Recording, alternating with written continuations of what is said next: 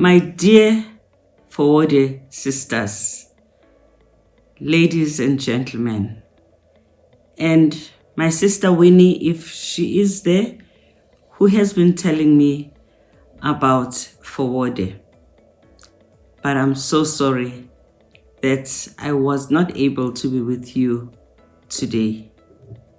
This is because we have an intense program in South Africa right now as we prepare for the G20. It has been a long time for FOWODE. 30 years is not a short time. You are as old as the Beijing Declaration. And if we remember Beijing, it was a really high moment for African women, because before that declaration was adopted, globally, we did not have a common platform to address gender equality. Africa did not have a common platform identifying the violations that women suffered in many countries. In Beijing, we were able to outline all of the issues that concern women, and African women were phenomenal. Women from Uganda were phenomenal. It was the African women who were able to highlight the plight of girl children, the plight of women and girls when it comes to access to education, maternal health, women's economic empowerment. And since then, a lot of work was done by women themselves, the forming of women's organizations, girls' organizations that have a very strong feminist agenda. And governments in many of our countries did a lot of work. But we also had setbacks. And the saddest thing right now is that the pushback against women is so harsh, and we're losing some of the gains that you and many other women in the world fought so hard for. But we cannot give up. We have to continue. I do want to thank you as a group of women who have been able to mobilize, to implement programs, to intellectualize the issues that affect women.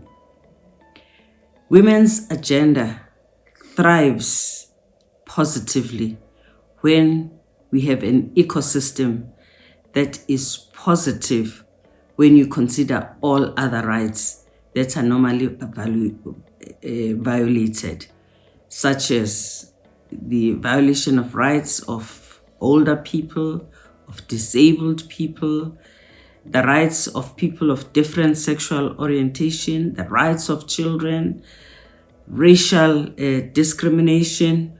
When there's a positive push as far as all those rights are concerned, the women's agenda goes the right direction. But right now, because it is so negative for all the other rights, we are in a bad position. But something that we must remember is the intersectionality of these rights, because our rights are interconnected with all other rights. We therefore must always care about all other rights. As we think about the future and what still has to be done, we really have to make sure that we hold hands and fight together with all other people who care about the rights of all people. We also have to recruit and engage and bring to the fold those that are outside the women's movement. We need allies. We have to mobilize men and make sure that they take responsibility for also fighting for gender equality. Men have to know that this world that the women are fighting for, a better world, will also be better for them. And that when they fight and they take their place, it does not mean that they will lead the women's struggle. Women still have to lead. We will encourage them also to play their part. And we will not praise them necessarily for being on the side of women, but we will show them appreciation so that they realize that they are just doing their job. Nothing special. We would not praise fishes for swimming. We also have to think about the young people, because this is the future of Africa. We just cannot trivialize the issue of young people and young women.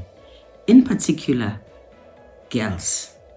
The future of the world depends on girls, because if we are not able to support the young girl, to protect their reproductive health, to give them the right education, we see young girls having unplanned children, girls being forced into sexual relations that they are not ready for, and the world begins to have many challenges that we all cannot cope with, and that takes away the space that we need to drive development in a positive direction.